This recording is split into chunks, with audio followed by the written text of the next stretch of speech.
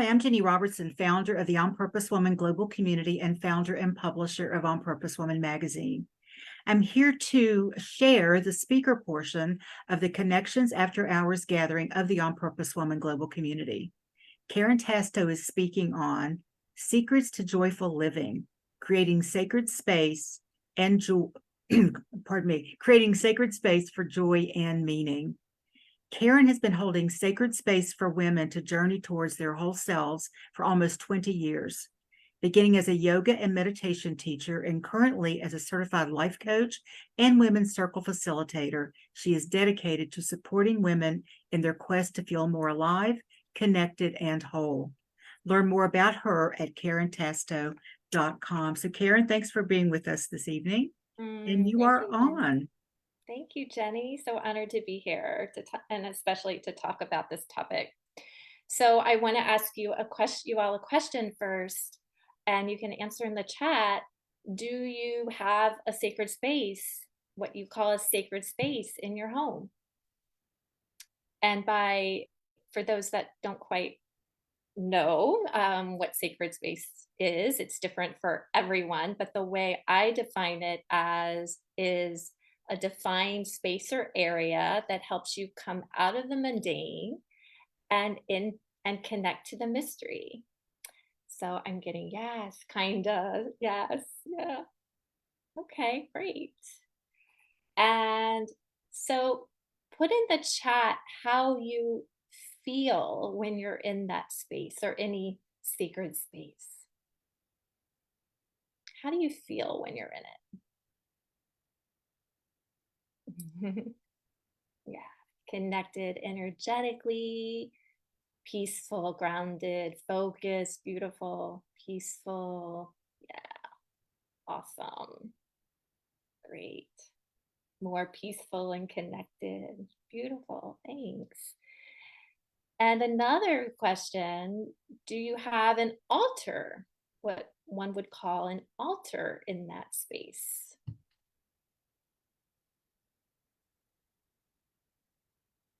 So I invite you to put in the chat. So I see some kind of, some no's, some yeses.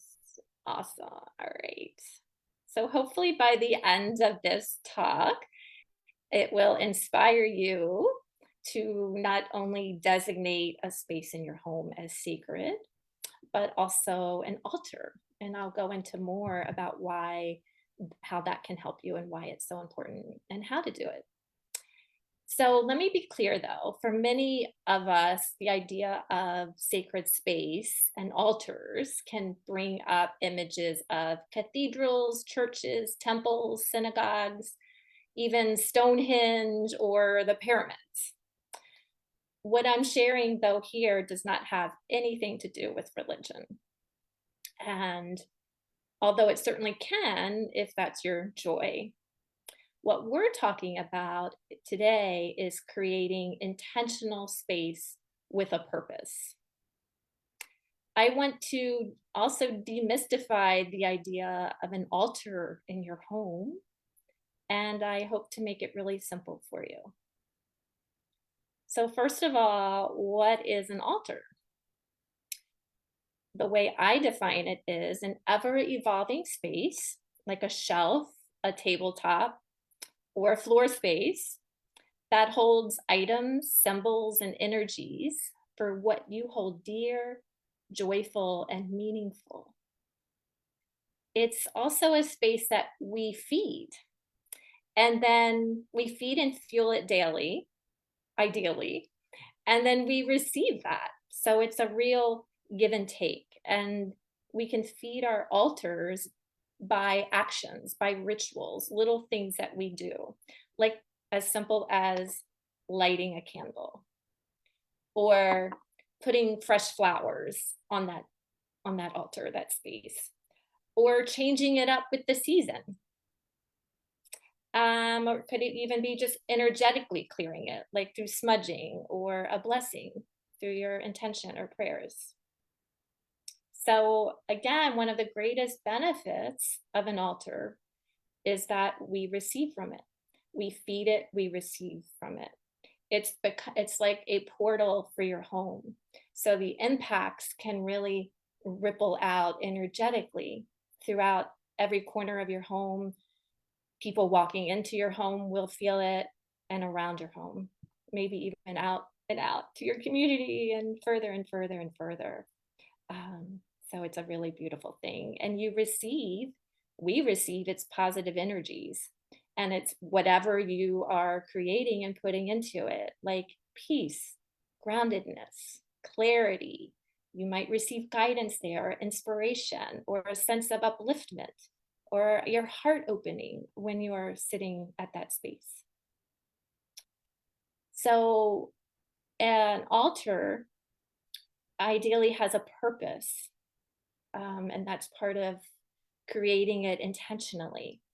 So, one of the first steps to creating his altar is deciding on what's your purpose. Why are you creating this? Why do you desire to have this designated special sacred space in your home or your office, your workspace? So, I'll give you some examples of different purposes.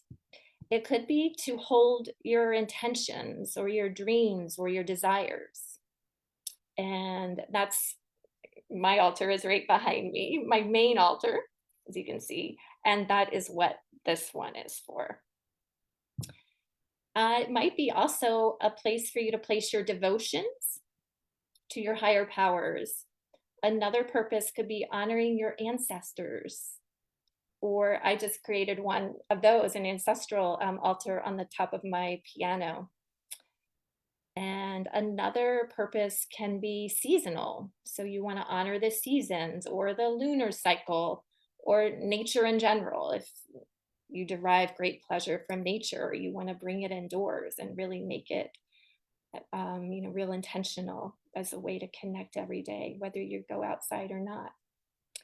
I have an altar outdoors as well, so it doesn't matter where. It can be in your backyard, or I go for a walk. We have a wooded path near my home, and I have a tree that I designated.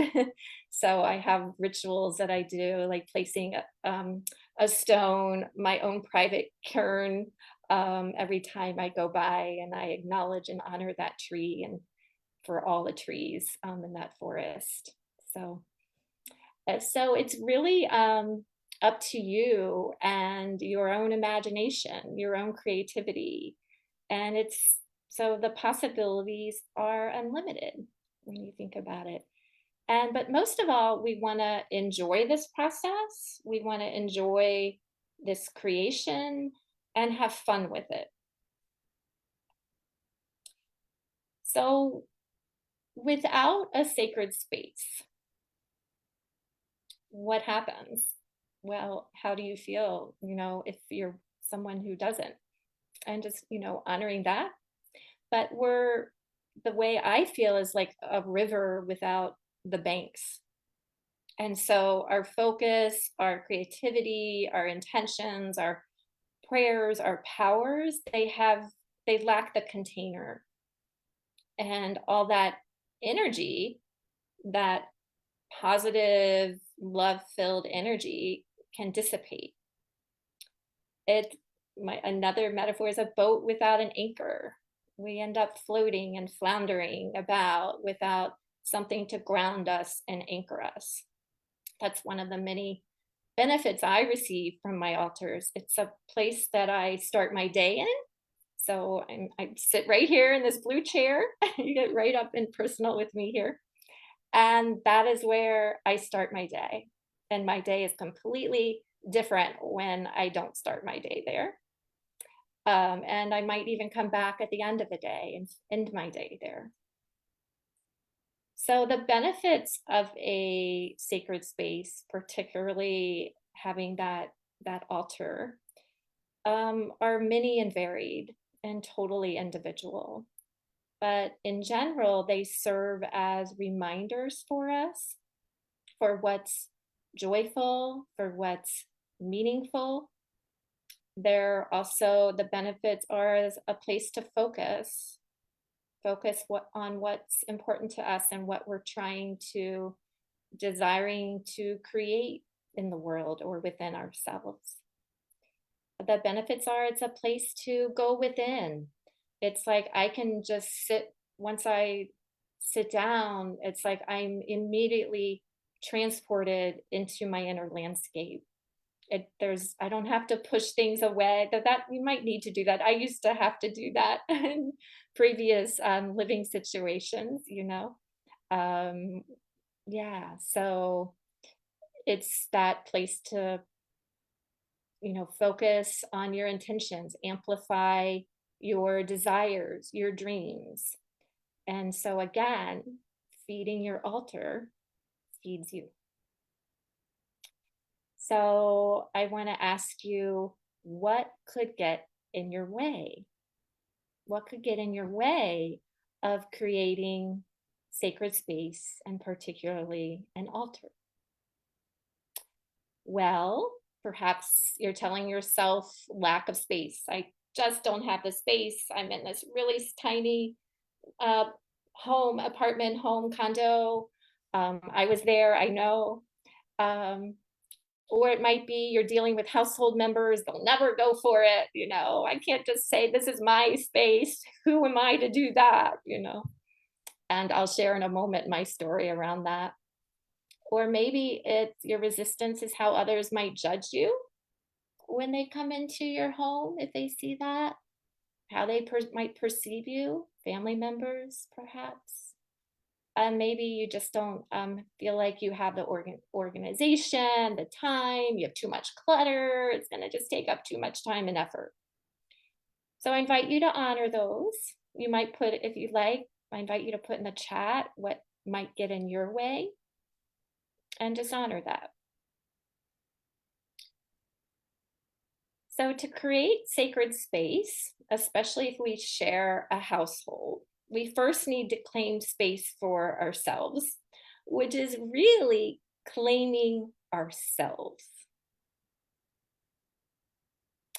I felt that, and it can be challenging. I get it. Claiming my sacred space was a process, and it took time. I had a prior to empty nesting here. I had a household of 5 and a dog. So when we moved into this house 10 years ago, it took some negotiating with my husband and my kids who were teens at the time to say, this is mine and this is mine. And I'm putting boundaries here. When I'm in here, I'm not interrupted unless there's blood. um, and yeah, so this is mine. And that was empowering. It was really modeling for them and showing myself that I am worthy of this and I deserve this. And I'm so glad I worked through that and took the time, as difficult and uncomfortable as it was at times. And it takes constant, even further ongoing communication and negotiation. My husband's study is right beside here. So we're constantly negotiating. You may have an altar and not even realize it, that you created intentionally. Maybe you have a mantle that you change with the seasons. Yeah. Or a shelf with travel mementos, or a tabletop with photos of deceased loved ones. All you got to do is put intention into it. Okay. And my altars have evolved over time from different spaces, from a nightstand to a shelf on a bookcase to now, a whole end table and the whole space. So be patient with yourself, love yourself, honor yourself. I also create altars for each circle that I facilitate. So those are, a center of our circle. And I love to create those and find the things that go with our theme of the circle. So I already mentioned some of how the benefits I receive as I sit in sacred space and at an altar, like feeling centered, I immediately drop within, I receive, I feel supported. I invite you to put in the chat what you imagine that you could receive and benefit from by putting an altar. Mhm. So what goes in, I'm going to go through real quickly, so I'm aware of the time, the elements of a circle, and then we'll go into a little visualization. So first you want to decide on the purpose. Okay, why do you want to create this? Then you want to feel into the energy you're desiring to create. So really embodying, what is it that you really truly desire from this? How do you want to feel when you sit beside it or sit in within it? And then from that, from your purpose and the energy, the feeling, you decide, you choose the items from there. And let the items come to you. The items, the most probably central thing is a candle. It makes the altar come alive, as we all know in all our spaces that we inhabit. It might be to lay a scarf down.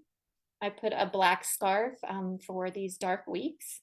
So you might choose some color that resonates.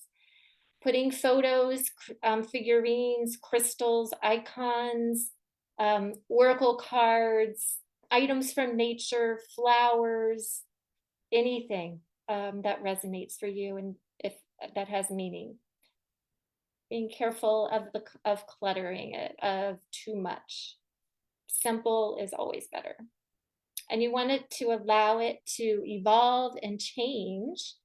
Your altar will grow as you grow. It's a reflection of you. And it's a beautiful way to look at it. So let me just say, I am where I am today with this, with being able to claim this for myself, to devote myself in this space, devotion to myself, to my higher power, because of the coaches and mentors that I have kept in place. And it's because of this mentoring and coaching I've received that I can help others in the way that I do, in the powerful, empowering way that I do.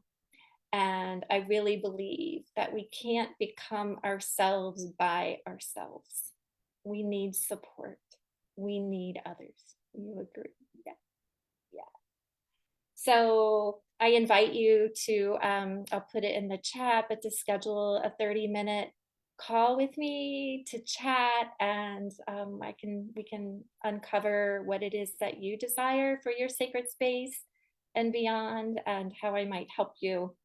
And I really, my clients and circle women have experienced a big impact through my work with them, becoming really empowered, and they are making themselves a priority. They are devoting time for themselves. They are tuning in to their inner wisdom and making decisions from there, for working from the inside out and expressing themselves wholeheartedly. So I invite you to close your eyes. We'll just drop in for a couple minutes. If you're not comfortable closing your eyes, just turn your gaze inward. And take three deep breaths. Inhale through the nose and exhaling through the mouth, letting yourself drop your awareness down into your body. Another deep breath in. Feel yourself expanding, and on your exhale, feel yourself grounding. And one more deep breath.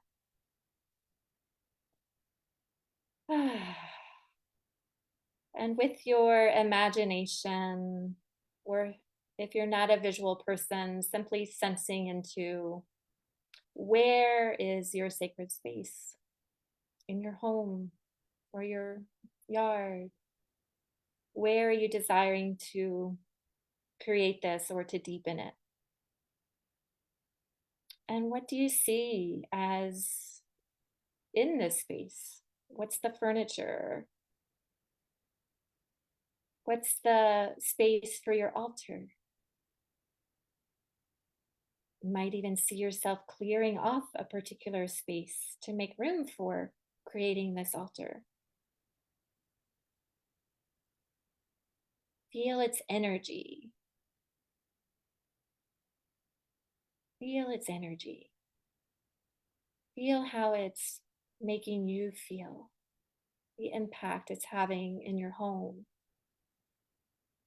how you feel sitting near it. Now begin to see the specifics, the elements, what is on your altar. See yourself or sense one item at a time being placed. This is your unique space, just for you. Feel again the energy of the altar and how you feel sitting with it, feeding it, what you're receiving from it.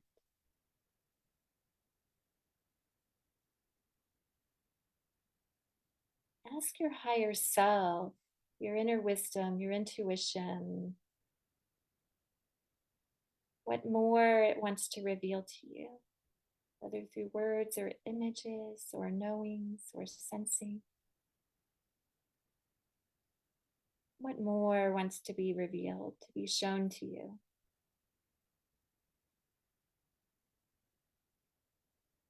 What's that first inspired action step you'll take towards creating this altar? What could get in your way?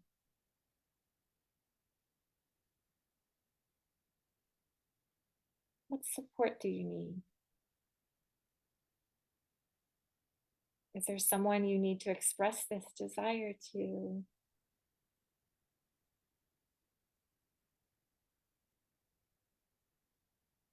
Take a breath. Give thanks for this visual or knowings or feelings or sensing or hearing. Knowing that and trusting more could be revealed later. Take another deep breath, coming back into your body, feeling your feet on the floor. And open your eyes in your own time.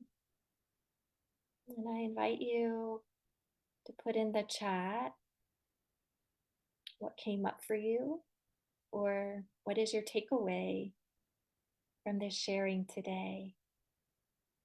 It's been such an honor and pleasure to share with you. Again, I invite you, if you feel called, inspired, to schedule a chat with me. I'll put the links in.